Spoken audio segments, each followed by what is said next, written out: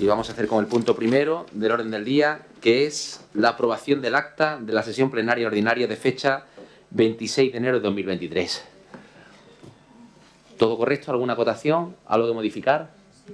Nada, pues la damos por aprobada. Punto número 2. Aprobación inicial de la modificación de la ordenanza fiscal reguladora sobre el incremento del valor de los terrenos de naturaleza urbana. Actualización de coeficientes.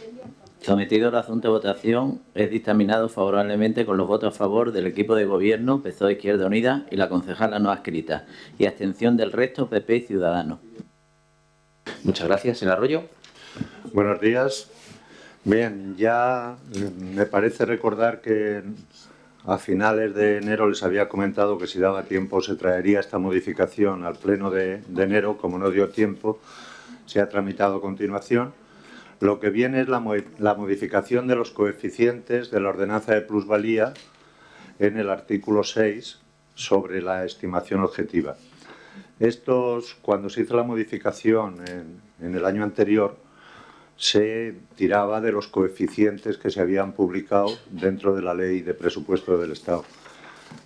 Ahora mismo la nueva Ley de Presupuestos actualiza estos coeficientes, lógicamente, puesto que, si se han fijado ustedes, los coeficientes no van aumentando progresivamente según los años, sino que hay una serie de años los que coinciden fundamentalmente con el boom que hubo inmobiliario, que son un poquillo más bajos. Entonces, lógicamente, cada año esa actualización hay que ir realizándola porque van pasando a más años.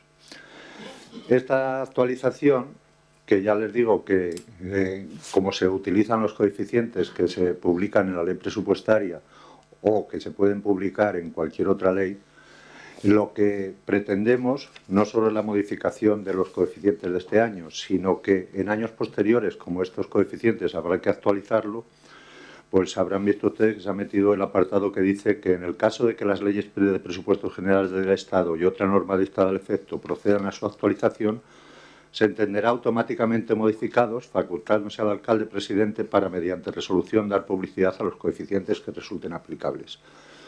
Esto se mete en el sentido de no tener que andar modificando continuamente y publicando esta modificación del artículo 6 de la ordenanza, para que automáticamente, una vez que se publiquen, como ya le he dicho, en los presupuestos generales o en otra norma dictada al efecto, se puedan actualizar para el año correspondiente. Simplemente eso. Muchas gracias. ¿Alguna intervención? Señor Lara. Buenos días, señor alcalde. Buenos días, compañeros de corporación. Buenos días a todos los vecinos que nos vean a través de los distintos medios de comunicación. Bueno, señor Arroyo, nosotros es cierto que hemos estado analizando lo que son esta aplicación de lo que son los coeficientes en sí. Y efectivamente el artículo 71 de los proyectos generales del Estado en función al presupuesto dice una cosa, una cuestión muy importante, que estos son los coeficientes máximos a aplicar. Por consiguiente, nosotros nos vamos a ir a esos máximos. ¿Eso qué quiere decir? Yo creo que con el ejemplo es lo que se predica, ¿no? Y con ese ejemplo yo os digo que, por ejemplo, en 2017, cuando se aplicaron estos coeficientes por parte de la ordenanza municipal, cada 100 euros de base imponible se pagaba 3,7. Y ahora en 2023, según este nuevo coeficiente, de cada 100 euros se va a pagar 15. Estamos hablando de 5 veces más en plusvalía. Le pongo un ejemplo. Si ustedes lo que quieren es, sobre todo, pretender de que no haya especulación alguna, para aquellos inmuebles que superen los 20 años, en 2017, de cada 100 euros se pagaba 3. Y ahora en 2023, Tras esta aplicación, de cada 100 euros se paga 45. Estamos hablando de pagar 15 veces más.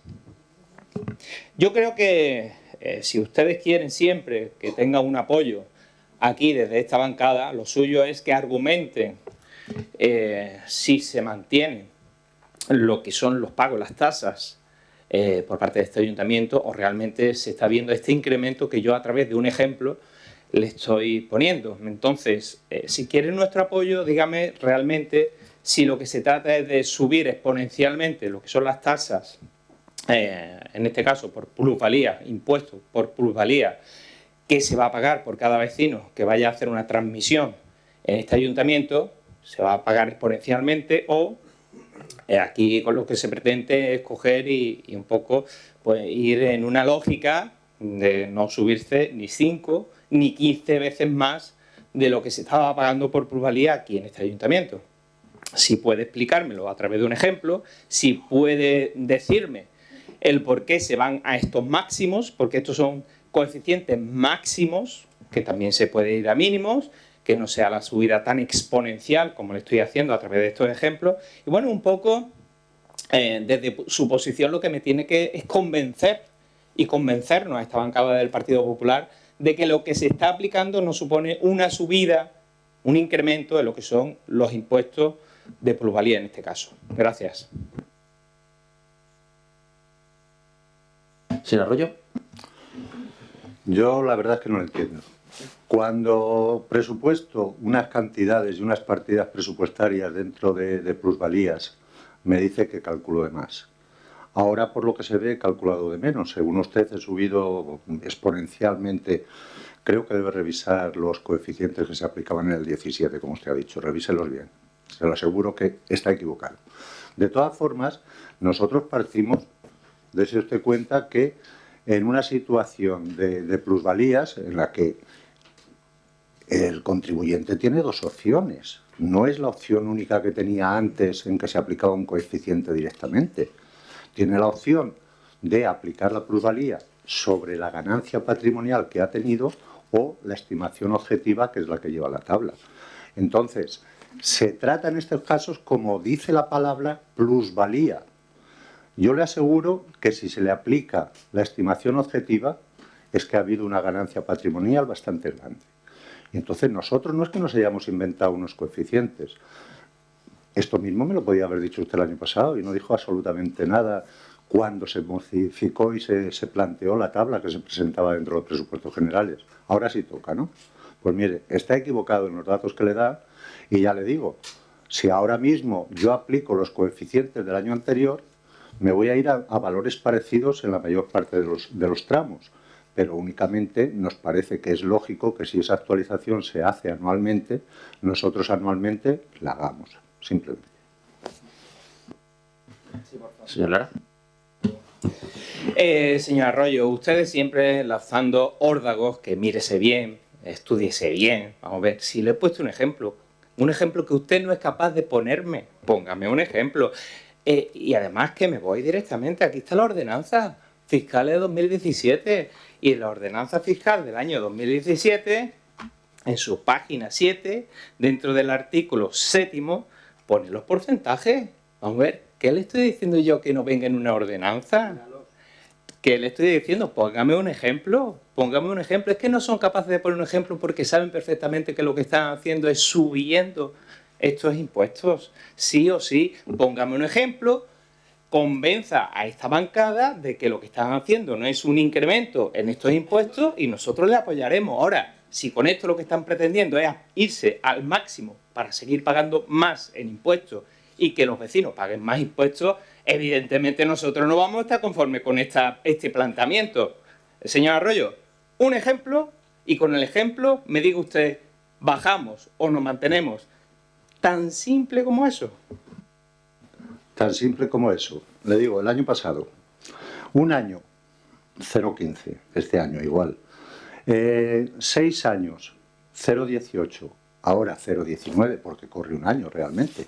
Si es que los valores del año pasado, si usted extrapola la tabla de coeficientes de este año a los del año pasado, es lo mismo. Y usted el año pasado no le parecía mal. y este año sí le parece mal. Hombre, realmente explíquese usted también. Ejemplo, pues mire, yo no tengo ejemplos, pero yo le puedo decir que las plusvalías que se están abonando actualmente son inferiores a las que se abonaban en el año 17. No me refiero a número de plusvalías, sino a cantidades.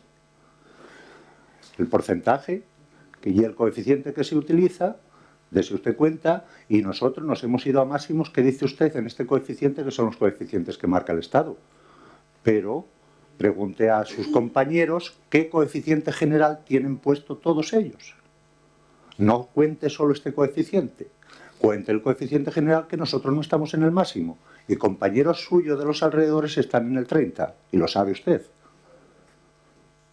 Ah, ¿es que el cálculo de la plusvalía solo se aplica a eso? Sí, de Benalmádena estoy hablando. Pero cuando le interesa hablamos de Benalmádena y cuando no le interesa hablamos de lo que quiera. Y sobre todo, que lo que me parece ridículo es que el año pasado le pareciera bien y este año los coeficientes ya le parezcan mal. Qué casualidad. Es año electoral, ¿no?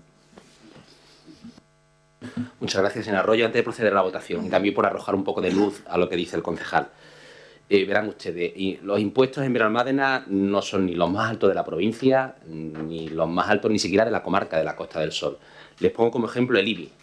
El IBI en Benalmádena está al 0,65, mientras que en el Rincón de la Victoria, gobernado por el Partido Popular, está al 0,76. Torremolinos, gobernado por el Partido Popular, está al 0,75. Coín, gobernado por el Partido Popular, está al 0,66. Y Torrox, gobernado por el Partido Popular, está al 0,7. Todos ellos, gobernados por el Partido Popular, están más altos que en Benalmádena. A nosotros, evidentemente, nos encantaría rebajar la carga fiscal.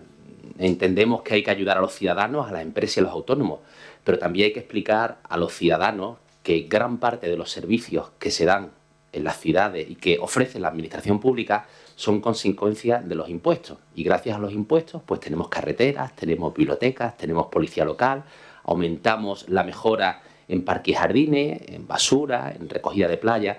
Por lo tanto, los impuestos son necesarios, no podemos evitarlos. Pero a pesar de ello, en Benalmádena la carga fiscal es mucho menor que en los lugares del entorno. Y ahora me voy a detener en el impuesto sobre las plusvalías. Señor Lara, le recomiendo un artículo de Diario Sur, nada sospechoso, ¿verdad?, de 15 de junio de 2022.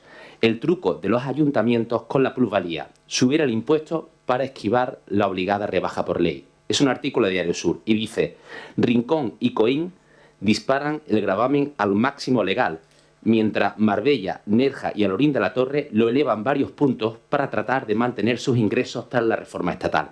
Todos son municipios del Partido Popular. Me resulta curioso que cuando están en la oposición hablan de bajadas masivas de impuestos, pero cuando gobiernan tienen los impuestos más caros de la provincia. Pero me voy a ir además a la tabla que el periodista, que es Francisco Jiménez, este artículo, si quiere, se lo envío después para que lo tengan. Miércoles 15 de junio de 2022. Y Diario Sur no es sospechoso de ser un periódico de izquierda. En su tabla, cuando hablan de los municipios que han tocado el porcentaje de la plusvalía, el porcentaje antes de la reforma y el porcentaje tras la reforma, pues les digo que la plusvalía antes de la reforma en Benalmádena estaba al 27,5. En Rincón, gobernado por el Partido Popular, al 30%. En Torremolinos, gobernado por el Partido Popular, al 28%. Y en Málaga, gobernado por el Partido Popular, al 29%. Todos ellos, gobernados por el Partido Popular, estaba mucho más alto que en Benalmádena. Después de la reforma, Benalmádena lo ha acompasado al 28% para adaptarse a la nueva reforma. Pero es que el Rincón lo ha subido al 30%. O no lo tenía al 30%. Coín lo ha subido al 30%. Marbella al 29%. Es que estamos hablando de municipios del Partido Popular y todos los han subido 2 y 3 puntos. Mucho más que Benalmádena, lo dice un artículo de Diario Sur.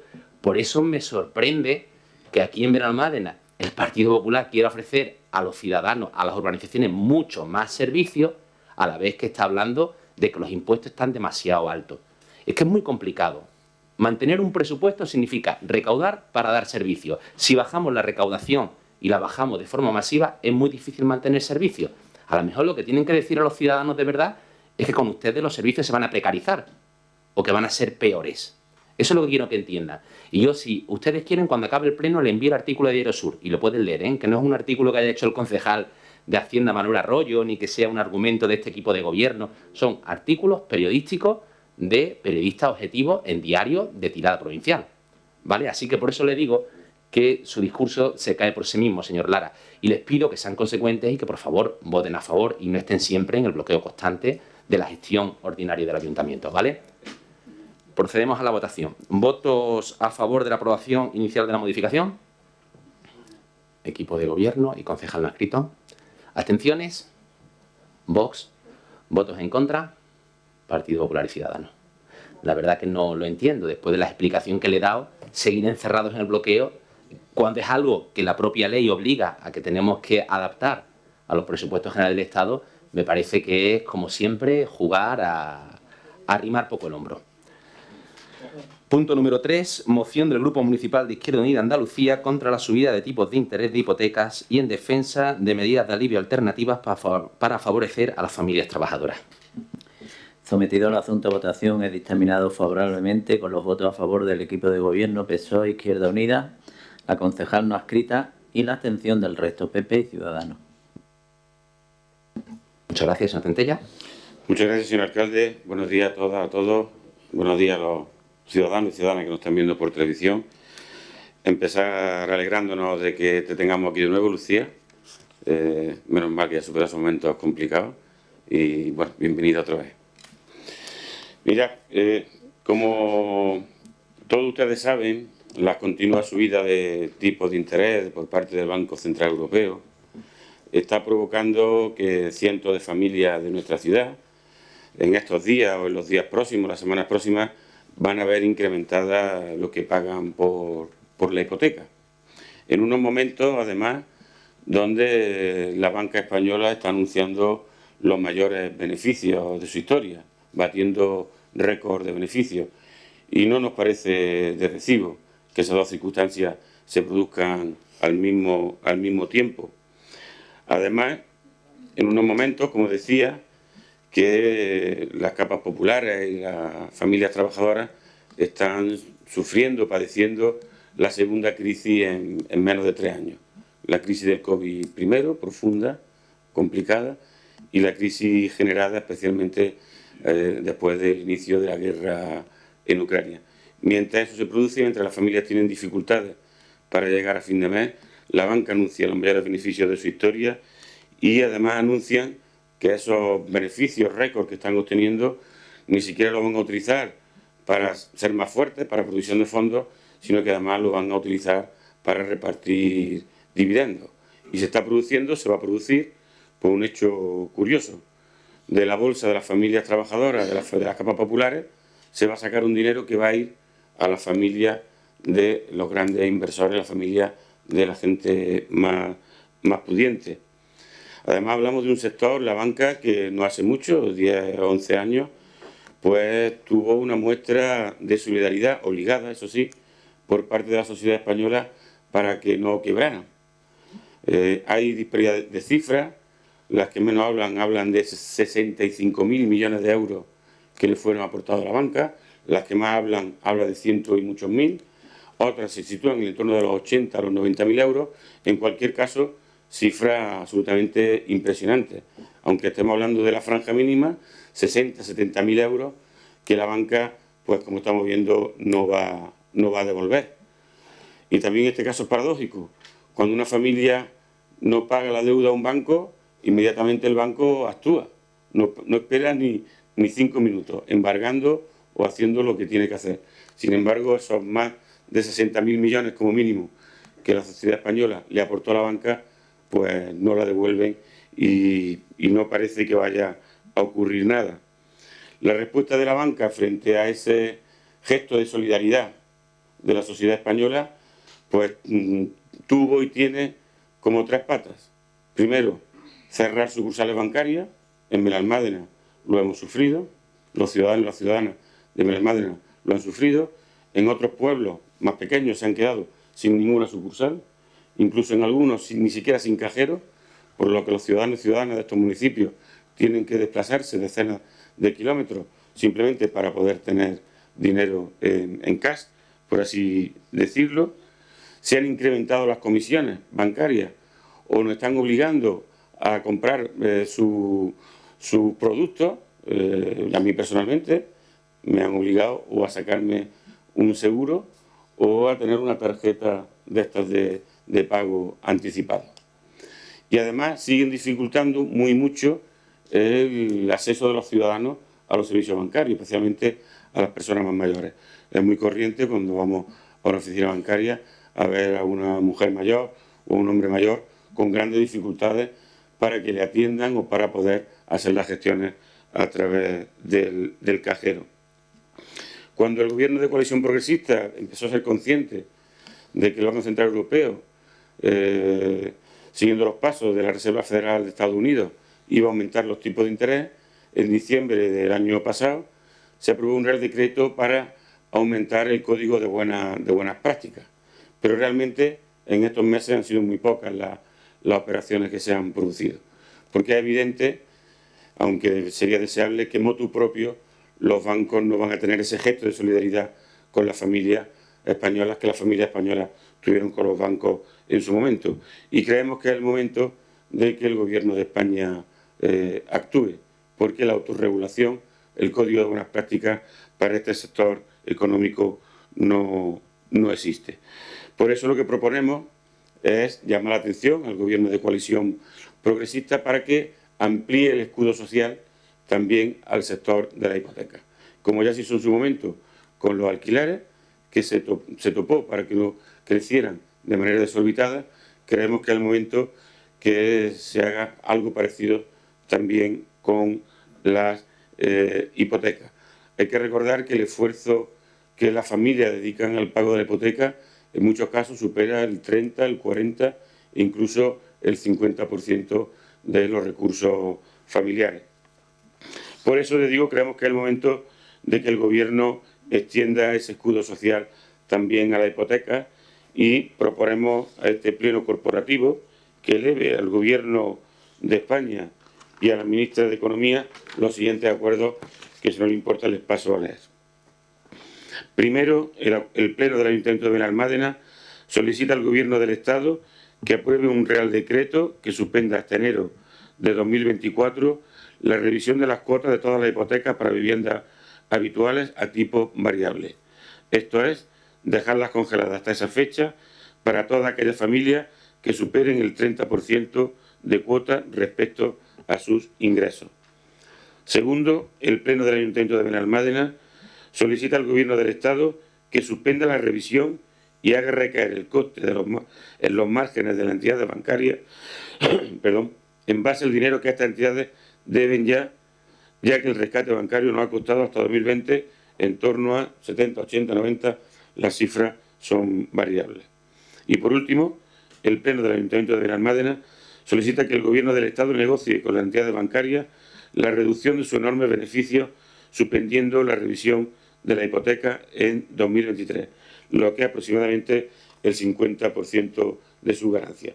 Mientras que las familias de las capas populares, las familias trabajadoras, están sufriendo mucho la crisis, otros, seguramente esa buena gente a la que el señor Rajoy se refería estos días, el señor Feijóo se refería estos días, pues están poniendo las botas. Y yo creo que es el momento de también pedirle a este sector que haga un esfuerzo, que sea solidario también con el conjunto de la sociedad española. Muchas gracias, señor presidente. Muchas gracias, señor Centella. ¿Intervenciones? No hay ninguna intervención. Procedemos a la votación. ¿Votos a favor de la moción?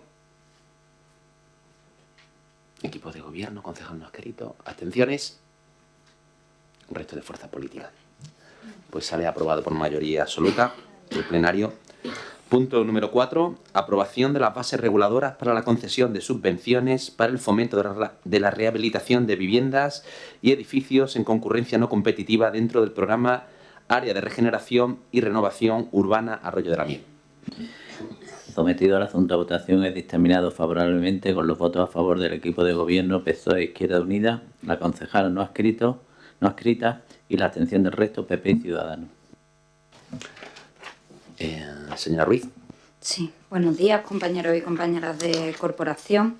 Bueno, como ya se explicó en la comisión, Estas son las bases que nos dan el amparo jurídico al ayuntamiento para poder pagar ese 15% que el ayuntamiento se comprometía cuando concurrió a la subvención del ARRU, de Rehabilitación y Regeneración de Arroyo de la Miel, junto con la Junta de Andalucía y la parte que subvencionan con los fondos europeos. El ayuntamiento en su momento se comprometió a cofinanciar un 15% de esas ayudas, y estas son las bases, que es un poco una copia de la que en su momento ya tiene la Junta, que nosotros hacemos nuestras y publicamos para que, una vez que la Junta ya saque la propuesta de adjudicación definitiva de esas ayudas a esos beneficiarios, nosotros simplemente a través de estas bases le pagamos el 15% que corresponde de lo que ya le ha autorizado, en este caso, en la subvención de la Junta de Andalucía. Son unas bases muy genéricas. En la comisión faltaba un informe de intervención, que el mismo llegó ayer, donde es un informe ni favorable ni desfavorable, que hace unas apreciaciones que la técnico pues ha considerado que no, en este caso son apreciaciones por parte de la intervención que que se pueden no tener en cuenta, y simplemente pues se traen aquí las bases para poder publicar y ya seguir con el procedimiento. Muchas gracias. ¿Alguna intervención? No hay intervenciones, pues procedemos a la votación. ¿Votos a favor de la aprobación de las bases reguladoras? Equipo de gobierno. ¿Partido Popular sí o no al final? Sí, ¿no? Concejal no adscrito. ¿Ciudadanos? A favor, ¿no?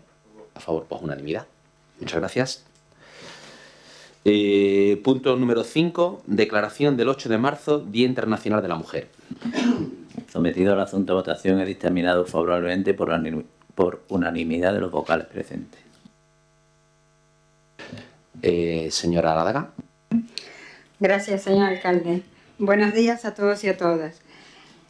El Día Internacional de la Mujer, el 8 de marzo, presentamos nuestra declaración institucional. Han sido muchos los avances conseguidos, pero persisten las desigualdades, la discriminación y la violencia a las mujeres por el hecho de serlo. Ante este hecho no caben tibiezas y no es entendible ser neutrales. El 8 de marzo fue proclamado el Día Internacional por los Derechos de la Mujer por la Organización de las Naciones Unidas en 1975. Desde entonces, es un día de celebración por los avances que hemos conseguido a lo largo de la historia y de reivindicación por lo que nos queda por alcanzar en materia de igualdad entre mujeres y hombres en todos los ámbitos de la vida. Es indudable que España es referente en materia de igualdad. Nuestro marco normativo es ejemplo para muchos países que nos reconocen la firme defensa de los derechos de las mujeres, situándonos a la cabeza en el Índice Europeo de Igualdad de Género. Este año nos convoca la necesidad de afianzar todos los avances conseguidos, dejando de lado el ruido que pretenden hacer algunos sectores al sentirse amenazados en sus privilegios adquiridos en la sociedad machista, con unos valores donde el papel de la mujer en general y a lo largo de la historia ha sido ignorado e infravalorado. No debemos olvidar los colectivos vulnerables, donde las mujeres se encuentran en situaciones de discriminación múltiple, por ser mujeres y por tener una discapacidad, ser de una raza o etnia concreta, tener una determinada edad o vivir y trabajar fuera de las grandes ciudades o núcleos de población. En este sentido, tenemos en cuenta a las mujeres del mundo rural y su papel fundamental en el desarrollo de actuaciones relacionadas con la lucha contra la despoblación y el reto demográfico. En el aspecto laboral, viendo los datos de los diferentes indicadores como trabajo, tiempo parcial, salarial, sectores productivos, carrera profesional, etc., las condiciones de trabajo de las mujeres son peores que la de los hombres, teniendo poca presencia en determinados sectores profesionales y en cargos de dirección empresarial. Hasta hace unos años, el pensamiento generalizado era que la violencia contra las mujeres era consecuencia de actitudes individuales y del ámbito privado. Gracias a los avances conquistados y a la mayor visibilización y sensibilidad por parte de la sociedad, se ha conseguido situarla en el centro de las preocupaciones, con categoría de problema social, con la obligación de dar respuesta inmediata desde los poderes públicos. Las violencias de género constituyen la cara más oscura de la desigualdad. Desde el ámbito local, debemos seguir con el compromiso de construir una sociedad igualitaria que garantice los derechos de todas las personas, así como la participación activa en la vida local. Estos compromisos se deben plasmar en el diseño y gestión de unas políticas locales que conviertan a nuestras sociedades en motores de transformación. Es por ello que los gobiernos locales reunidos en la FE invitamos a todas las entidades locales a adherirse a esta declaración y proponemos intensificar los esfuerzos en el desarrollo de políticas encaminadas a fomentar el empleo, el empoderamiento y la educación para la igualdad de oportunidades. Incorporar la perspectiva de género en toda la actividad local y establecer una coordinación adecuada entre las diversas áreas de los gobiernos locales. Actualizar los sistemas y protocolos de actuación en el desarrollo de las políticas de igualdad en coordinación con todas las entidades implicadas. Plantear sistemas de recopilación de datos desagregados para comprender y abordar las desigualdades de género para que de su análisis podamos ofrecer una respuesta apropiada y eficaz. Ampliar el sistema de atención a las víctimas de todas las formas de violencia machista contra las mujeres en el marco de nuestras competencias, avanzando en la mejora de los sistemas de detección temprana, situando en el centro de todas las medidas los derechos de las víctimas y su empoderamiento, y atendiendo al reconocimiento al derecho de reparación de las víctimas. Sumarnos e invitar a toda la ciudadanía a participar en los actos organizados con motivo del 8M, así como aquellas acciones e iniciativas que reivindiquen la igualdad y contra la violencia contra las mujeres. Bueno, yo no queda más que pedirles su apoyo y en este último punto, donde dice que es invitar a la ciudadanía a los actos organizados, no me queda más que invitarlos para el 9 de marzo a las 10 de la mañana, no, el 9 de marzo va a ser, el 9 de marzo a las 10 de la mañana el Castillo Biblic, para seguir reivindicando la lucha contra las desigualdades. Muchísimas gracias. Muchísimas gracias, señora Ladaga. ¿Alguna intervención? Empezamos entonces, señora Navarrete. Buenos días a todos y a todos los vecinos que nos están viendo en estos momentos. A ver, voy a votar esta moción porque soy mujer y celebro este día, pero siempre desde el respeto hacia el hombre. Rechazo, sin embargo, estas manifestaciones orquestadas por mujeres que solo se mueven desde la ira y el odio, porque se puede manifestar pacíficamente sin insultar, cuyo fin es de vejar y menospreciar al varón. Las mujeres somos un pilar fundamental de nuestra sociedad y debemos dar ejemplo de educación y respeto.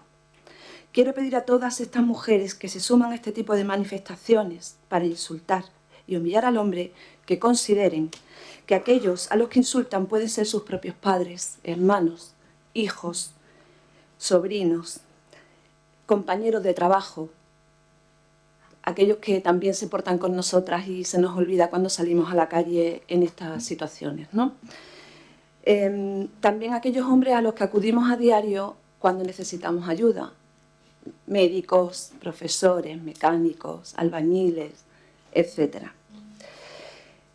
Celebremos este día, que es un gran día digno de celebrar, sin necesidad de vejar al sexo opuesto. Muchas gracias. Gracias, señor Jiménez. Gracias, señor alcalde. Buenos días a todos. Señora Ladaga, desde el máximo cariño, ya lo hemos hablado muchas veces. No puedo estar de acuerdo, porque la exposición de motivos parece que vivimos en esos países donde se la pidan a las mujeres todavía. Lo veo exageradísimo. Gracias a Dios vivimos en un país democrático en el que las mujeres y los hombres tienen absolutamente los mismos derechos. Y por supuesto considero que la igualdad existe y que si hay que defender, hay que defender a todas las víctimas. Volvemos a lo mismo de siempre. Gracias. Señora Aguilera. Gracias, señor alcalde. Buenos días, compañeros y compañeras. Buenos días a todos los vecinos de Benalmádena. El Partido Popular de Benalmádena, en especial las mujeres del Partido Popular, apoyamos esta moción y aprovechamos para reivindicar la celebración del 8 de marzo como Día Internacional de las Mujeres. Desde el Partido Popular estamos comprometidos por la igualdad real y sin colectivismo y convencidos de que una igualdad efectiva entre hombres y mujeres es posible fomentando la educación y el empleo y legislando de manera responsable. Sí que nos hubiera gustado, como cada año, bueno, pues que todos los miembros de esta corporación, de todos los colores, estuviéramos unidos ante esta moción. Insisto, espero, como he dicho en los últimos años, que el próximo año podamos hacerlo. Lejos queda ese 1911 en el que más de 1 millón de mujeres se manifestaron para exigir su derecho al voto, su derecho al trabajo, a ocupar cargos públicos, a la formación profesional y a la no discriminación. Y es largo el camino y el recorrido que hemos tenido que hacer hasta ahora. La falta de corresponsabilidad en el hogar conlleva a que sean las mujeres las que se van forzadas a reducir sus jornadas para cuidar de la infancia y de las personas dependientes. El tiempo que las mujeres dedicamos a los trabajos del cuidado del hogar aún sigue siendo mucho mayor que el de los hombres, que nos pregunten a todas. Por tanto, hay que alumbrar un mundo nuevo, libre de violencia machista, de desigualdad de trato y sin brecha salarial. La lucha por la igualdad tiene que ser de toda la sociedad, de hombres y de mujeres, y no de mujeres contra hombres. Debemos construir una sociedad justa, social y económicamente desarrollada que nos permita avanzar y resolver distintos problemas. Tenemos que tener corresponsabilidad y conciliación personal, familiar y laboral, fomentar el acceso al empleo, algo esencial para dotar a la mujer de independencia y libertad, eliminar la brecha laboral y los techos de cristal, luchar conjuntamente contra la violencia de género para poner fin a la peor lacra que atenta contra las mujeres. Para el Partido Popular, alcanzar la igualdad plena y real es una batalla que hay que ganar los 365 días al año, que tenemos que estar trabajando desde los poderes públicos, pasando por los agentes sociales y los actores económicos, superando diferencias partidistas. Este es nuestro objetivo y nuestro compromiso. A la brecha laboral y social debemos sumar de nuevo la brecha digital de género que sigue vigente, que pone a las mujeres en continua desventaja en muchos países del mundo, lo que trae consecuencias personales, económicas y sociales. No basta con apelar a la corresponsabilidad de manera individual o social. Urge impulsar cambios desde la base misma, desde la educación, y que tanto las empresas como los servicios públicos se impliquen tejiendo los mimbres que hagan posible pasar de la teoría a la práctica.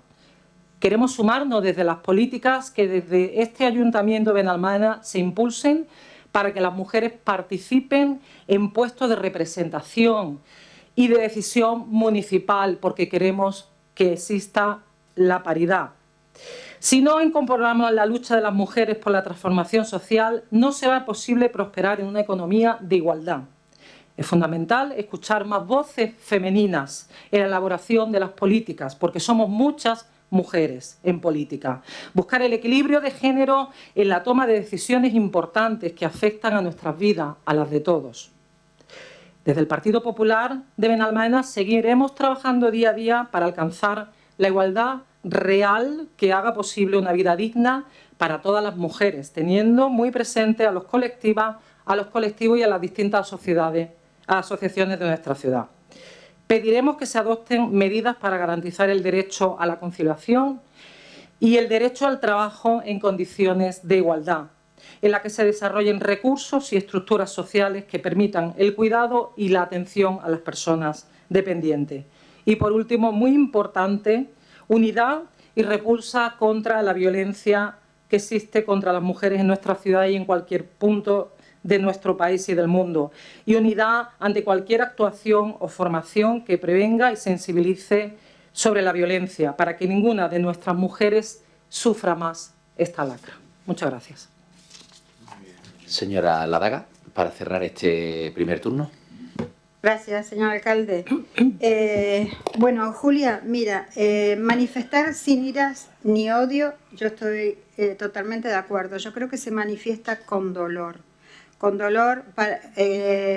por esas personas, por esas mujeres asesinadas, maltratadas, y tampoco entiendo que se manifiesta sobre nuestros hermanos, padres, hijos, sobrinos, que todos creo que los que aquí presentes los tenemos, sino que exclusivamente se manifiesta contra todos los hombres maltratadores. Si en ellos entra un padre, un hijo, un sobrino y todo, ya no es culpa nuestra. Es que esa persona, aparte de ser padre, hermano, hijo o lo que fuere, es un maltratador. Entonces, contra ellos sí tenemos que manifestarnos, porque tenemos que seguir luchando y defendiéndonos, aún en esta época, aún en 2023, aún viendo cómo se siguen matando mujeres prácticamente semanalmente. Y me quedo corta. Miguel Ángel, un país democrático con iguales derechos. Sinceramente, y como bien has dicho en el encabezado, no nos vamos a poner de acuerdo. Tenemos pensamientos totalmente distintos y visiones totalmente distintas, lamentablemente, ¿no? Pero existe la desigualdad entre las mujeres y los vemos cada vez que abrimos, que estamos en nuestras casas y vemos un noticiero y vemos el maltrato que se ejerce. No digo que no se ejerza maltrato sobre los hombres, pero acá estamos hablando de la violencia de género, que es lamentablemente abismal.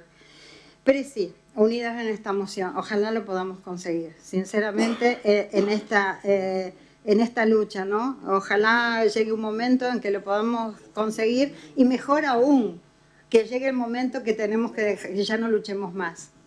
Eso va a ser la panacea. Y evidentemente, los 365 días tenemos que seguir luchando, porque no podemos, está visto y comprobado que no podemos bajar los brazos en ninguna situación. Y desde el área nuestra, desde el área del ayuntamiento, que bueno, que el concejal es nuestro alcalde, debemos decir que tiene como sus objetivos principales el hecho de fomentar la igualdad real, repito, entre hombres y mujeres. Y también la finalidad de visibilizar y reconocer también a las empresas de este municipio que apuestan favoreciendo la igualdad de oportunidades entre hombres y mujeres. Así que muchas gracias a todos. Los vuelvo a invitar para el 9 de marzo al Castillo Bilbil para que todos sigamos dándole visibilidad a esta situación de lucha que tenemos que seguir haciendo contra la violencia de género y la desigualdad entre hombres y mujeres. Muchas gracias. Muchas gracias, señora Daga. ¿Quiere usted el segundo turno de debate?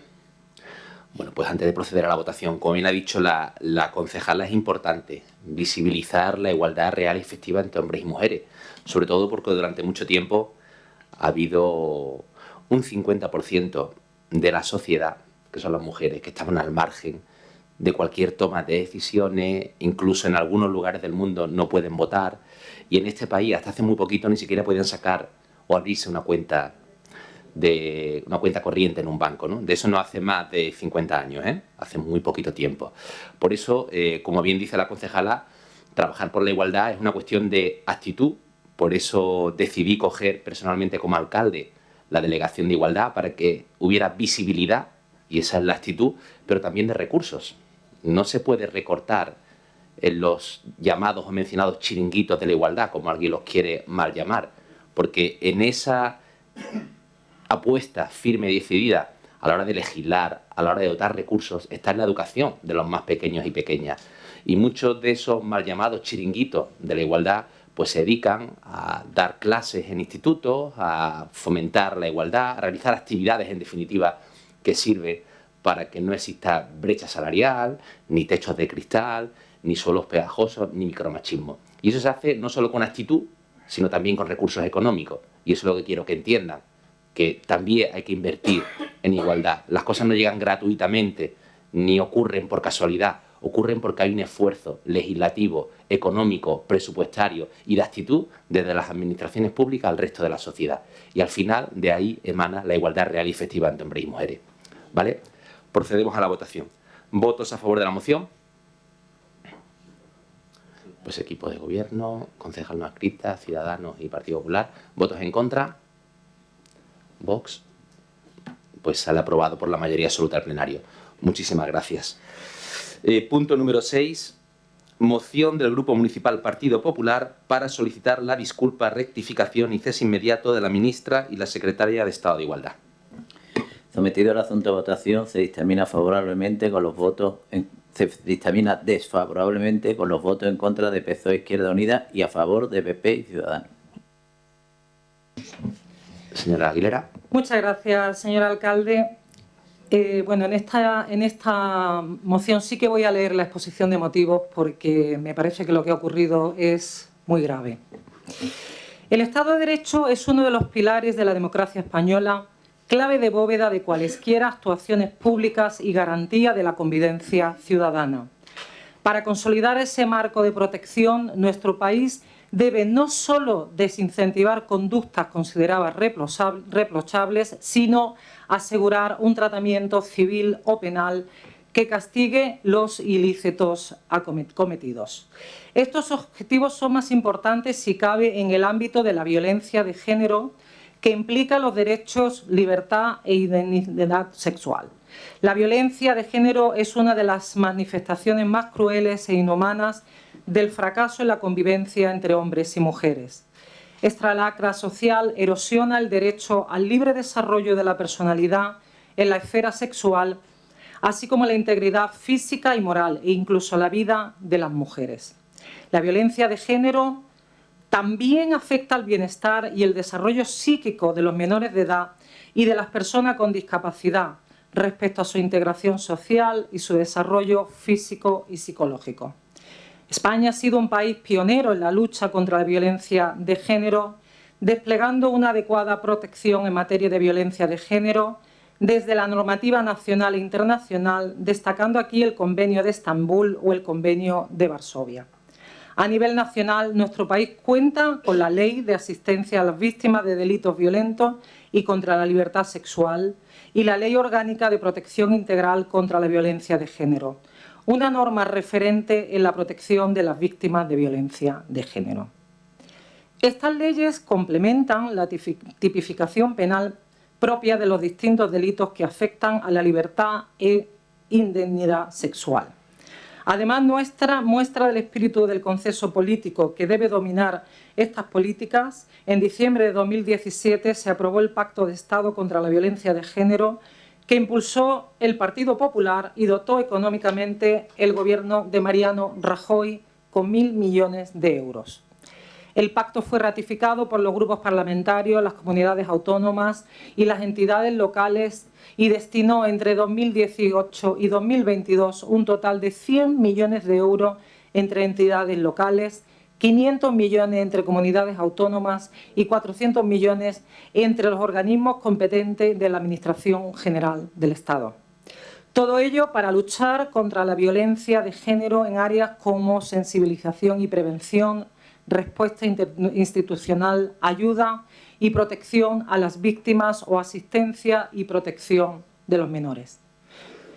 Sin embargo, la Ley Orgánica 10/2022 del 6 de septiembre de Garantía Integral de la Libertad Sexual, conocida como la Ley del solo sí es sí, ha modificado el título 8º del Código Penal en lo relativo a los delitos denominados actualmente de libertad sexual. Ahora todos estos delitos son considerados agresión sexual cuando con anterioridad se dividían en abusos o en agresiones sexuales, según su gravedad. Aún más grave, las penas de estos hechos delictivos, especialmente lesivos para las mujeres y menores, se han visto reducidas para dar cabida a delitos de menor envergadura. Esta circunstancia implica que muchos de los condenados por estos hechos pedirán acogerse a una reducción de sus penas, por la aplicación obligatoria del principio de norma más favorable para el reo en base al artículo 2 del Código Penal. Una circunstancia de la que el Grupo Parlamentario Popular avisó durante la tramitación de la ley, siendo entonces acusado su diputado de difundir bulos por parte de la coalición de gobierno. Esos bulos resultaron ser verdades. Las consecuencias de la inacción gubernamental se observan hoy. Pocos meses después de la aprobación de la ley del solo sí es sí, la parte del Gobierno y a instancia del Ministerio de Igualdad que dirige Irene Montero, más de 160 agresores sexuales han visto rebajadas sus penas. Esta situación es inaceptable. La ley del solo sí es sí se ha demostrado claramente ineficaz en lograr sus objetivos de protección por las mujeres. No protege a las mujeres de hoy ni a las víctimas de ayer y solo favorece la revictimización. Por si no fuera suficiente, grave la situación, ante las críticas de la Judicatura y de la opinión pública al Ministerio de Igualdad, primero la ministra Irene Montero acusó a los jueces de machistas que aplican defectuosamente la ley, con algunos de sus diputados considerándolo incluso fachas con toga. Recientemente, la secretaria de Estado de Igualdad, Ángela Rodríguez, restó relevancia a las excarcelaciones de agresores sexuales, aduciendo a que a lo mejor el agresor va a la cárcel después de haber asesinado ya. Poner en duda la necesidad de la aplicación del Código Penal es burlarse de las víctimas. Ángela Rodríguez, además, relativizó sobre la oleada de condenados por delitos sexuales ahora en libertad, argumentando que las críticas a la ley eran bulos, noticias falsas y manipulaciones. Habría que preguntarle a las familias. Esos bulos resultaron de nuevo ser verdades, como la cifra de excarcelados tras la entrada en vigor de la ley del solo sí es sí atestigua. De nuevo, más de 160 agresores sexuales han visto rebajadas sus penas. Por la dignidad y derechos de las víctimas, el Partido Popular considera que la gravedad de los hechos y la alarma social generada por la irresponsabilidad e inacción del Ministerio merecen una respuesta clara y urgente.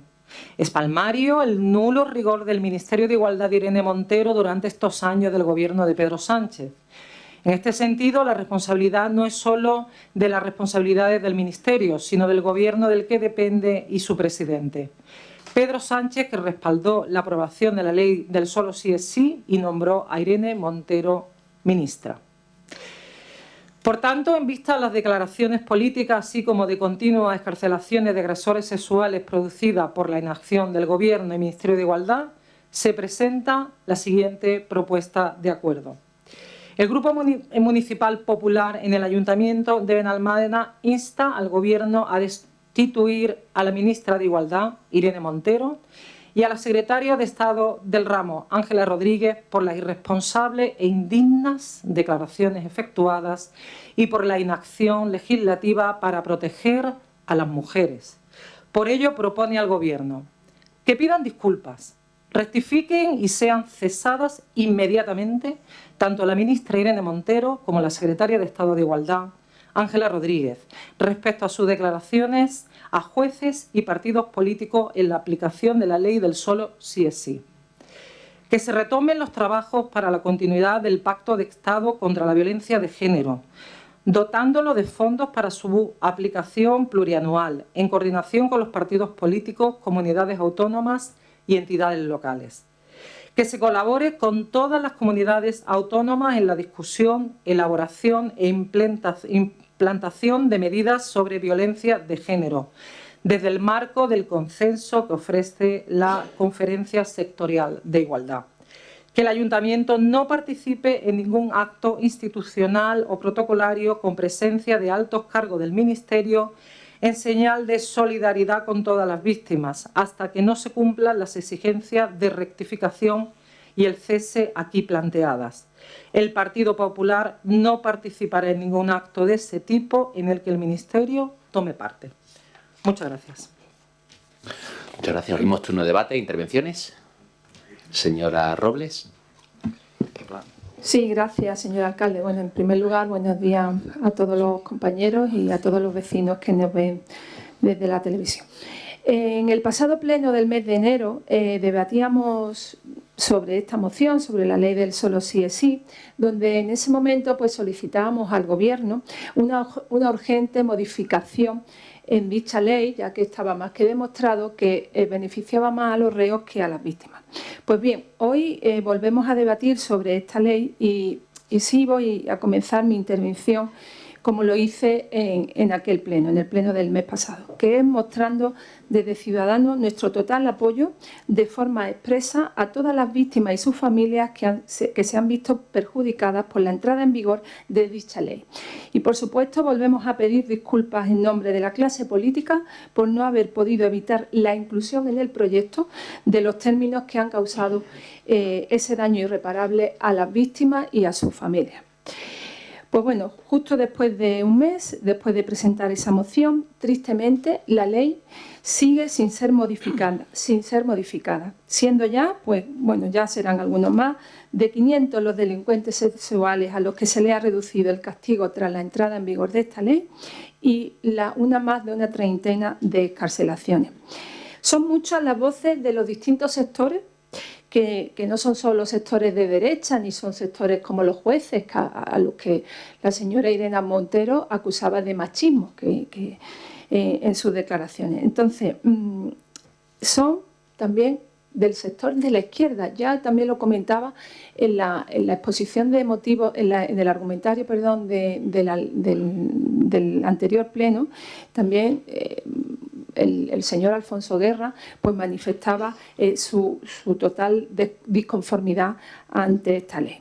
Bueno, pues al parecer, a pesar de estos alarmantes datos y de las situaciones, en Podemos y en el Ministerio de Igualdad no se asumen responsabilidades.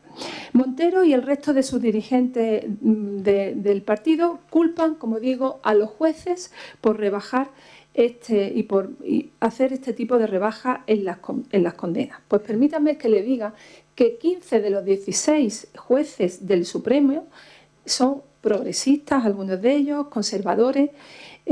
Muchos han tenido un papel activo en la lucha contra la violencia de género, otros han sido magistradas reconocidas también en su papel feminista, y ellos han tomado decisiones y han participado en ellos jueces de todas las tendencias y territorios en contra del argumento en el que insisten los responsables del Ministerio de Igualdad, que acusan abiertamente, como vuelvo a insistir, en la situación judicial que hay, acusan a los jueces. Por lo tanto, un espectáculo lamentable la actuación que está teniendo el Gobierno. Ante esto, ¿nadie tiene responsabilidades? ¿Qué más tenemos que esperar? ¿Qué más tenemos que ver? Como decía también en el pleno anterior, la pesadilla de estas mujeres se hace una realidad. ¿Y nadie asume sus equivocaciones?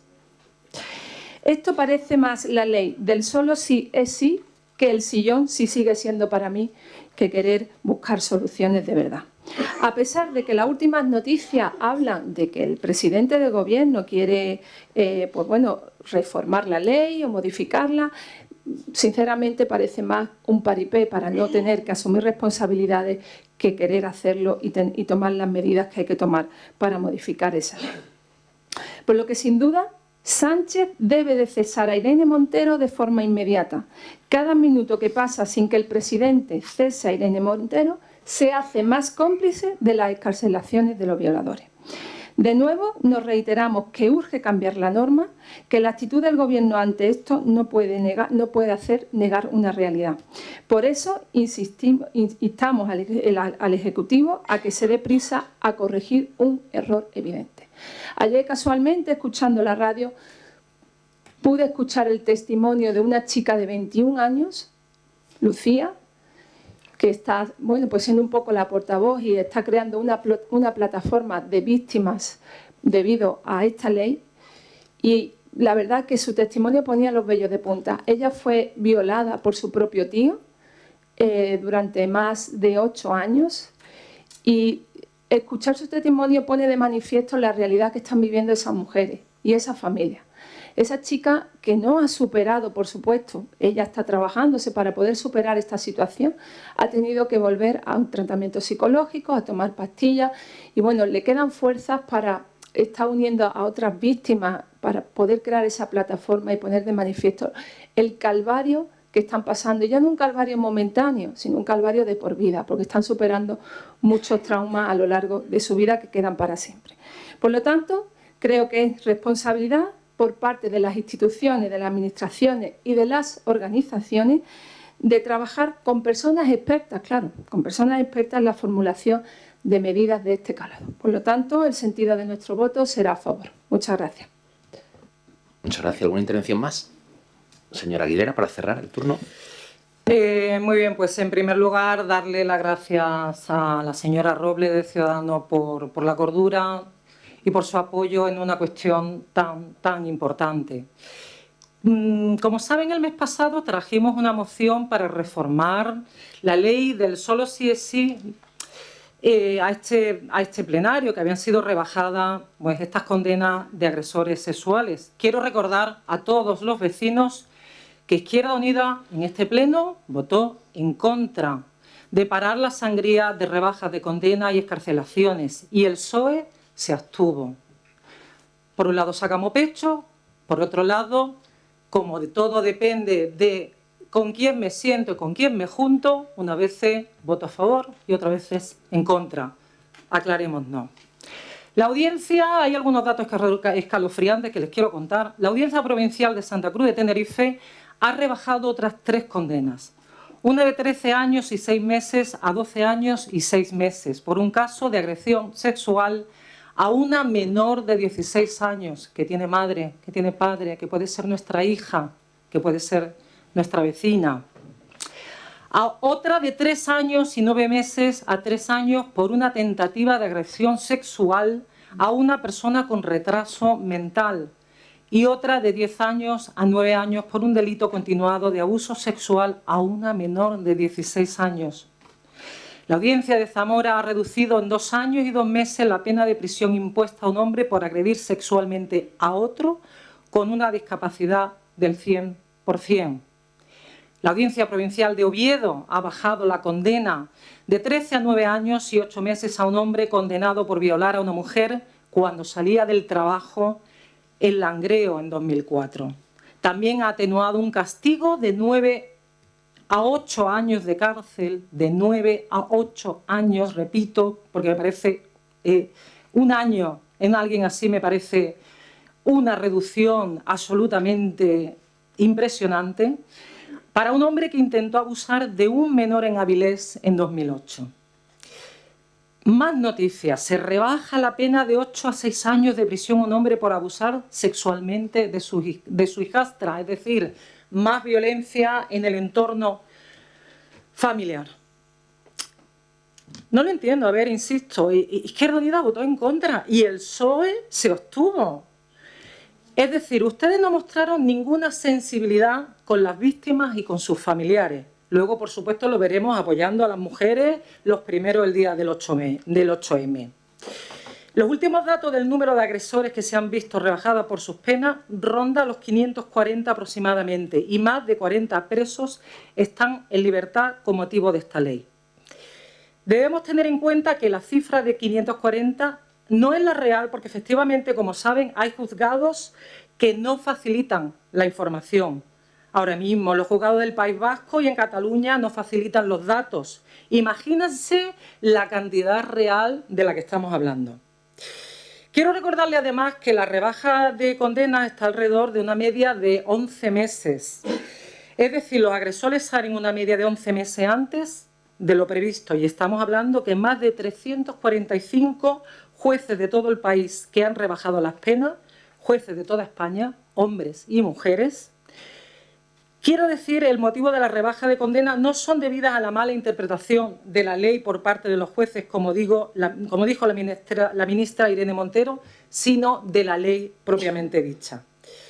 Es que no tenemos, es que no hay ninguna responsabilidad por parte del Gobierno. Nosotros somos políticos, tenemos que dar ejemplo. ¿Dónde está la responsabilidad de un Gobierno cuando erra, cuando se equivoca? ¿No es capaz de dar marcha atrás? ¿No es capaz de rectificar? ¿Nadie de este Gobierno va a dar explicaciones a la víctima de las agresiones sexuales? Esta señora que parece que está jugando a ser ministra, en lugar de asesorarse si no tiene conocimiento, de asesorarse correctamente jurídicamente y si se ha equivocado, dar marcha atrás. Una falta de respeto, es que es una falta de respeto, una falta de vergüenza que la Secretaría de Estado de Igualdad, Ángela Rodríguez, relativice el impacto de las condenas de los delitos sexuales, diciendo barbaridades como que se van a ver oleadas de condenados. Pues mire, ya vamos 544 que sepamos y más de 40 en libertad. Otra señora que parece que está jugando con un cargo de responsabilidad. Si no están preparadas, señoras, dimitan y si no, intentaremos entre todos que lo hagan. Mujeres que al escuchar las palabras de la Secretaría de Estado de Igualdad, Ángela Rodríguez, por su dignidad y por el simple derecho de la víctima, nos parece una desfachatez y una irresponsabilidad. Verter esas palabras denota una palabra de sensibilidad hacia la revictimización que están viviendo estas mujeres. Esto es suficientemente serio para que alguien tenga que responsabilizarse, es decir, cuando yo me equivoco, tengo que rectificar, tengo que pedir perdón y tengo que intentar que lo que está mal hecho cambie, porque es la responsabilidad de la señora Montero. Señora Montero, no siga jugando a algo que parece le viene muy grande. El 20% de los agresores vuelve a agredir sexualmente. Existe una enorme preocupación. El número de llamadas telefónicas para protección ha aumentado un 68%. Esto significa que efectivamente las mujeres tienen miedo a consecuencia de esta ley. Por favor, responsabilidad y espero que estas señoras tengan la decencia y sean lo bastante razonables como para dimitir de un cargo que, como he dicho, les viene muy grande. Gracias. ¿Quieren ustedes un segundo turno de debate? Tristeza, señora Aguilera, de verdad. Es que es muy fácil tirar de argumentario y no entender el fondo de lo que está sucediendo. Y le voy a explicar por qué lo de tristeza, ¿eh? Es muy triste. Mire usted, posiblemente muchos de esos agresores sexuales o violadores de los que usted ha mencionado ahí, que han visto rebajadas sus penas, atemorizaban a sus víctimas, que eran incapaces de decir que no, que se callaban. Precisamente por eso se modifica una ley en donde el consentimiento, el sí es el centro de la misma. Y ustedes votaron en contra. Ustedes se reían públicamente. Ahora habrá que firmar un contrato antes de tener una relación sexual. Y habrá que preguntar 20 veces si sí, hasta el final. Pues muchas de esas chicas que resultaron abusadas o agredidas sexualmente callaban atemorizadas. Mientras, como usted dice, su padre, su vecino o 5 alocados impresentables en un portal violaban a una chica. Y ustedes votaron en contra de esa ley. Y yo les reconozco, la ley hay que enmendarla, porque si el centro de la ley es el consentimiento expreso, pues habrá que equilibrar eso con las penas. Y es verdad, nos hemos equivocado, lo admitimos, si lo admitimos en el último pleno, pero usted me debe de reconocer a mí que esta ley sirve para denunciar casos que hasta ahora pasaban por meras agresiones. O porque simplemente la chica, pues al no decir que sí, pues mira, se había callado, pues yo que soy el agresor, pues casi que me lo tomo un poco a mí. Me dijo que sí con la mirada. Y ustedes votaron en contra de eso. Y ahora vienen aquí a darnos lecciones de igualdad y de luchar contra la violencia de género y proteger a las mujeres. Y me apena y me entristece porque justo 15 minutos antes usted hablaba de la unidad frente al machismo y de la unidad de las mujeres. Me hablaba usted de eso.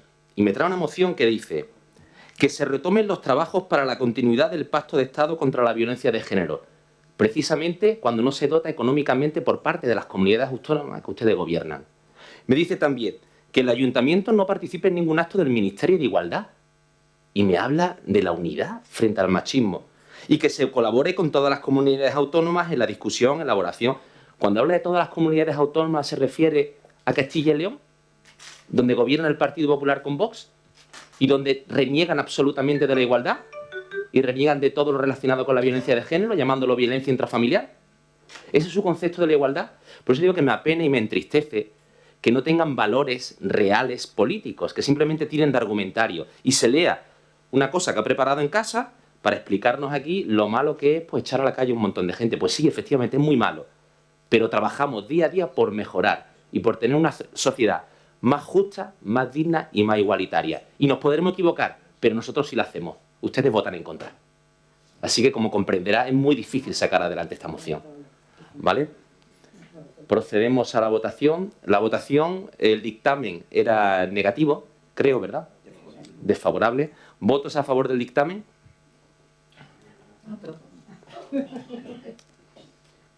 Equipo de gobierno, ¿votos en contra del dictamen? El resto de fuerzas políticas. Muchas gracias. Punto número 7. Moción del señor alcalde para la declaración de apoyo a todos los afectados por el terremoto acaecido en Turquía y Siria.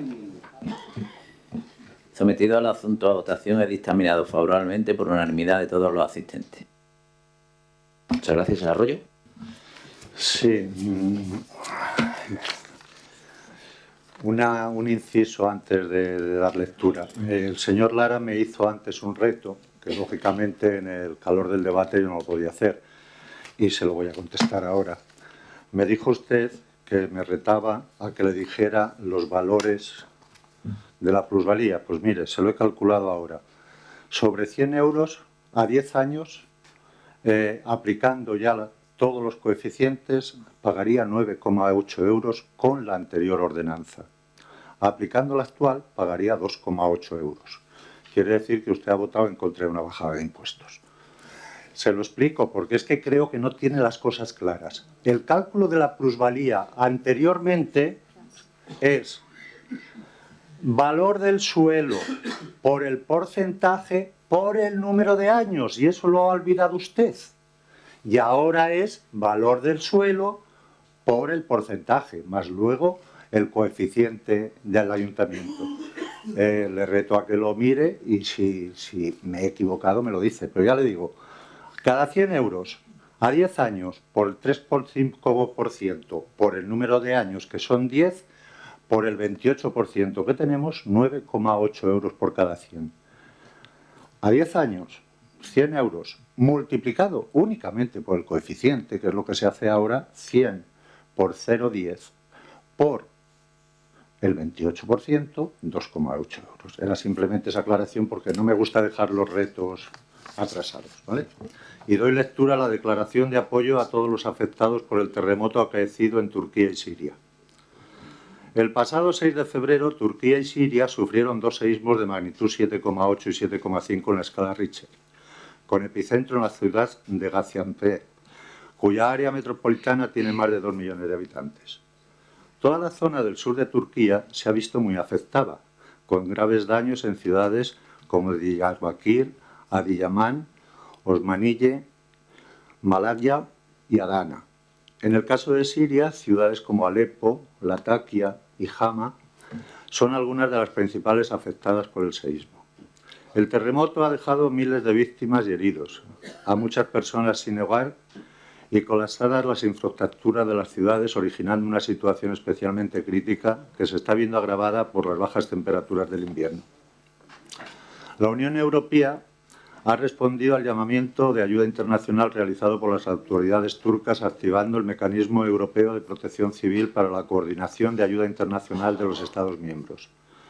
España, en el marco de la coordinación establecida por la Unión Europea, ha movilizado efectivos de la UME, equipos de bomberos de respuesta rápida y ha enviado hospital de campaña del equipo STAR de la Agencia Española de Cooperación al Desarrollo para ayudar y paliar las terribles consecuencias del terremoto. La CEN ha sido llamada a participar en el grupo de trabajo de cooperación convocado por el AECID para posibilitar una respuesta rápida y eficaz a la situación de emergencia junto a las comunidades autónomas y ONGs humanitarias. En la primera reunión celebrada ayer se hizo un análisis inicial de las consecuencias humanitarias del seísmo y se plantearon los trabajos de coordinación necesarias que por el momento consisten fundamentalmente en intervenciones del personal en terreno del ámbito de la cooperación. La CEN, como hace siempre en este tipo de situaciones, se ha puesto a disposición y ha mostrado su apoyo a las medidas que, en coordinación con la ECID, se puedan ir adoptando y su capacidad para que la información llegue a todo el territorio de nuestro país a través de las entidades locales, así como su implicación en los llamamientos de ayuda a los gobiernos locales que se puedan ir produciendo. La FEN será el canal de información directa a los ayuntamientos, diputaciones, consell, cabildos, de cuantas medidas se puedan ir habilitando para facilitar la materialización de la solidaridad de los gobiernos locales, que siempre está presente en este tipo de catástrofes. La FEN, en representación de las entidades locales, acuerda la siguiente declaración institucional. Primero, trasladamos toda nuestra solidaridad y afecto a la población turca y siria y a cuantas personas se hayan visto afectadas por el seísmo, y la hacemos extensiva a los residentes en nuestro país de ambas nacionalidades. Segundo, nos sumamos a las iniciativas de ayuda a la población para paliar las terribles consecuencias del terremoto. 3. Nos ponemos a disposición del Gobierno de España con todos nuestros medios para colaborar en cualquier tipo de actuación humanitaria en el marco del mecanismo de ayuda activado por la Unión Europea. Esta es la declaración que hace la FEN, que traemos, por si queremos ratificarla aquí en el Pleno. Muchas gracias, señor Arroyo. ¿Turno de debate? Innecesario, ¿verdad? Yo creo que estamos todos de acuerdo en lo que se propone. Además, la declaración de la FE, y la podemos hacer institucional si la votamos todos. ¿Le parece? Pues procedemos a la votación. ¿Votos a favor de la moción, de la declaración institucional? Pues unanimidad. Muchísimas gracias a todos. Vamos al punto número 8, que son los asuntos no dictaminados por las comisiones plenarias. Moción del señor alcalde para la aprobación de la consideración de evento de interés turístico, el Circuito Nacional de Balonmano Playa, Arena Handball Tour y el Circuito Europeo de Balonmano Playa, EBT, para el 2023. ¿Verdad? No hay dictamen, lleva razón. Hay que votar la inclusión entre los asuntos a tratar, ¿vale? ¿Votos a favor de incluirlo, a pesar de no tener dictamen? Pues unanimidad. Señor Villazón, ¿quiere usted explicarlo? Sí, buenos días en primer lugar. A ver, no voy a leer, voy a explicar. Es decir, la idea es organizar un torneo, el torneo de balonmano playa en junio, creo que es la fecha en la que la vamos a hacer.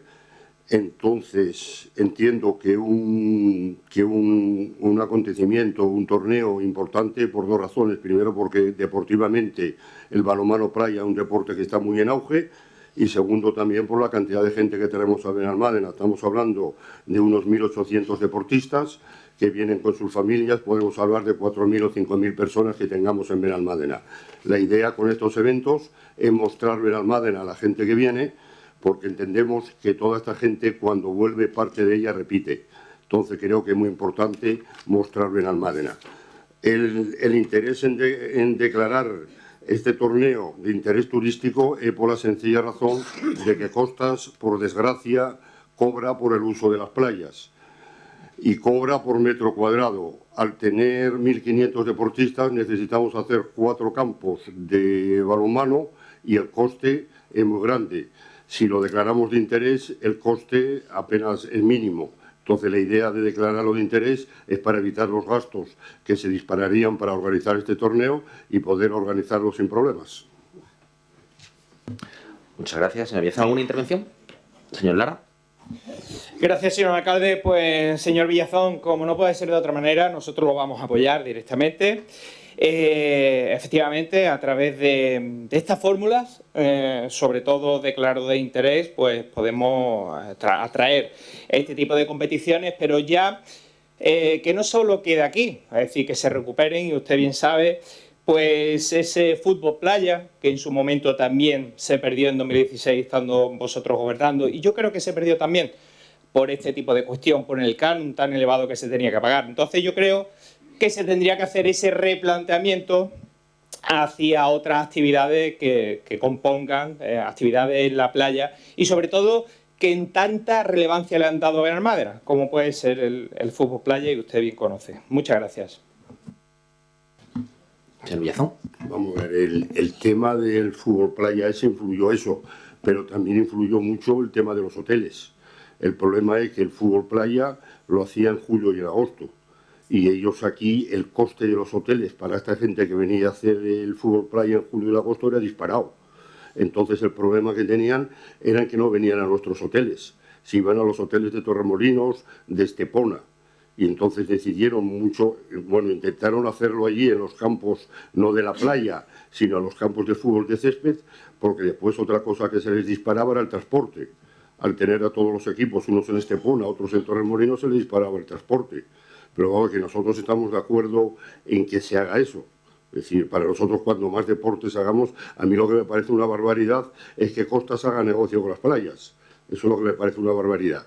Por eso estamos haciendo esto, pero que nosotros estamos dispuestos a todos los deportes que se hagan en la playa. Y también aprovecho para ver vosotros que estáis en Mancomunidad, a ver si nos echáis una mano para pedir una subvención para el coste de este torneo. Igual que subvencionan en otros ámbitos, en otros torneos, echarnos una mano. ¿Intervenir?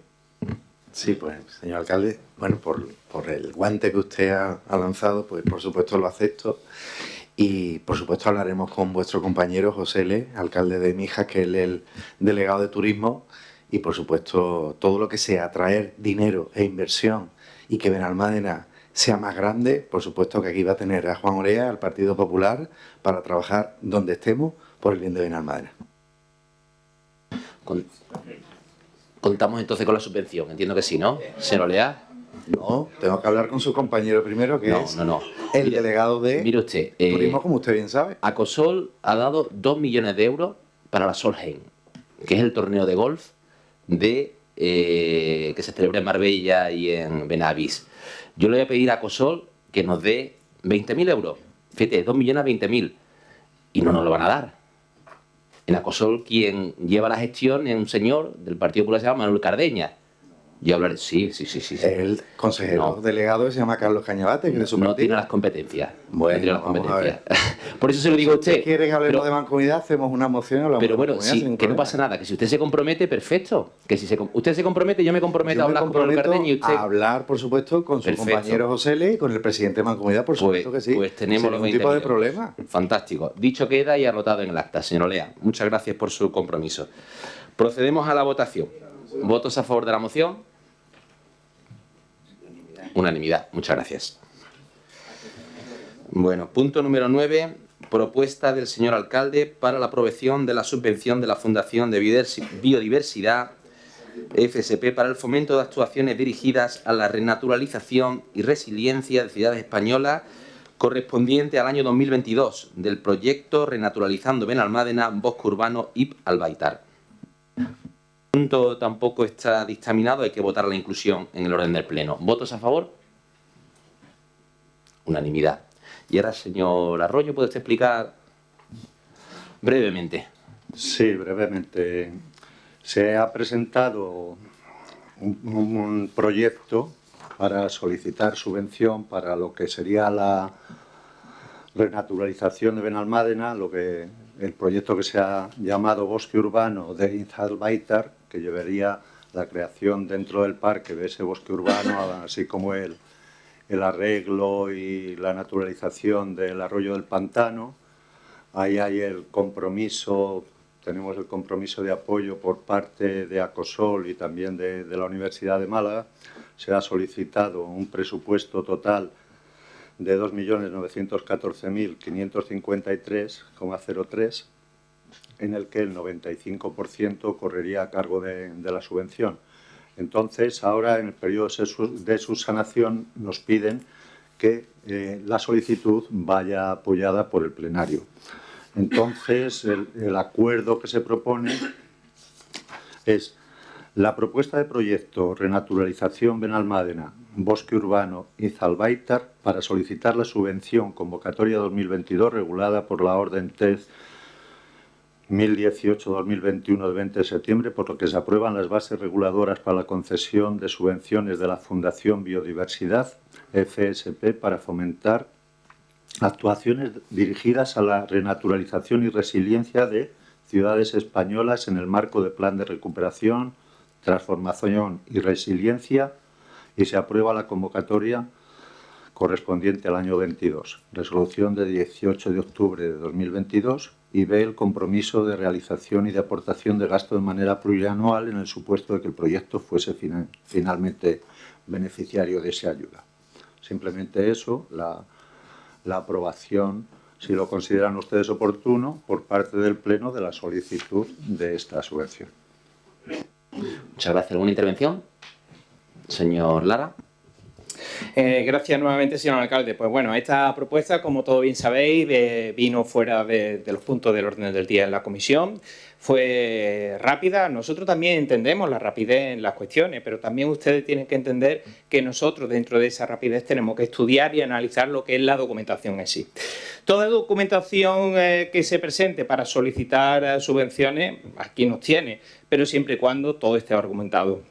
Entendemos que, bueno, la realización del parque Inalbaitar, yo creo que por todos los partidos políticos lo hemos llevado en programas electorales y estamos conformes en que eso se realice, eso se haga, pero siempre conservando lo que es la flora, fauna, naturaleza y enfocado a lo que debe de ser un pulmón, el mayor pulmón aquí en Benalmádena. Entonces nosotros, el Partido Popular en este caso, sí que vamos a estar conformes en solicitar esta subvención. La verdad es que vengan casi 3 millones de euros. Hay que celebrarlo y sobre todo que las subvenciones que se soliciten después se haga un ejercicio de sentido común a la hora de aplicar las subvenciones, a la hora de realizar lo que son los proyectos y a la hora de ir acorde a lo que es Benalmádena y sobre todo el sentir y pensar de los vecinos de Benalmádena. Eso es muy importante, que lo tengan en cuenta también. Gracias. Señor Arroyo. Bien, me parece muy bien que lo apoyen. De todas formas, lo que si ha mirado un poco por encima lo que es el proyecto, todo lo que usted solicita se encuentra incluido. Toda la recuperación de flora y fauna de la local para la recuperación, tanto a nivel del arroyo como a nivel del bosque mediterráneo.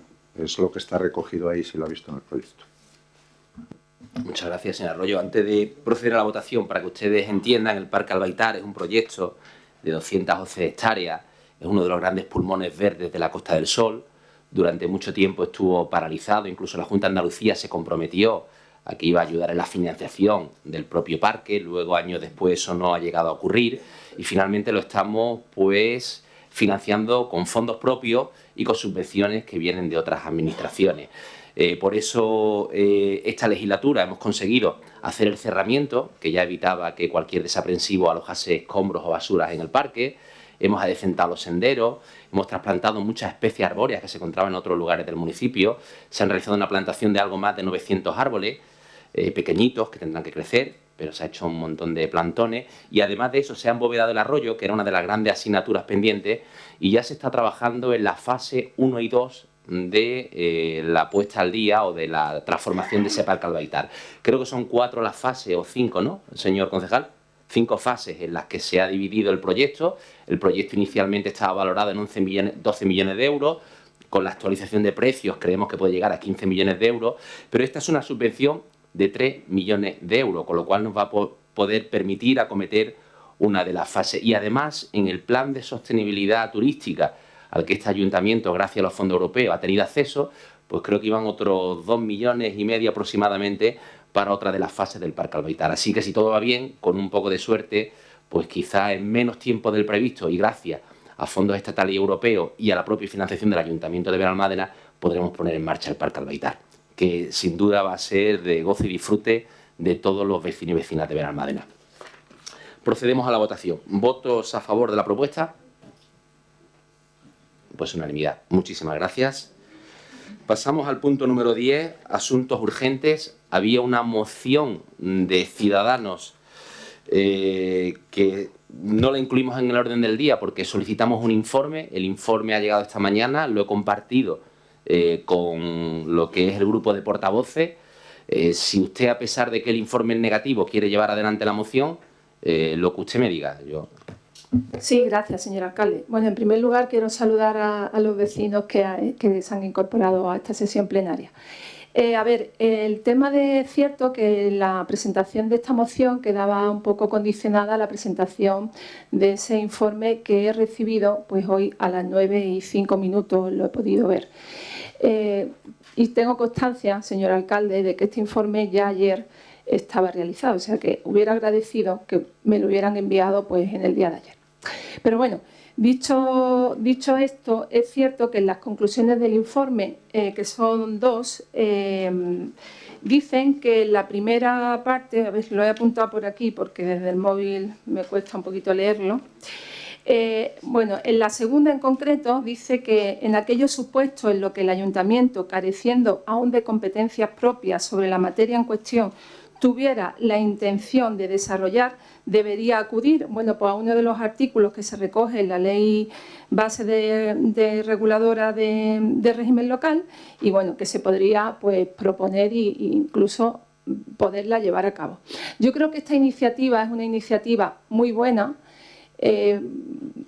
La única pega que me he encontrado sinceramente en esta iniciativa ha sido por parte del equipo de gobierno de este ayuntamiento, que desde el primer momento pues, me empezó a poner ciertas trabas en poder llevar esta moción a pleno y poder debatirla y lo que más me gustaría es que se aprobara, por supuesto. Entonces, yo creo que aquí se han debatido asuntos que no son competencia del ayuntamiento y se han buscado la opción de poderle dar pues solución y poderla llevar a cabo.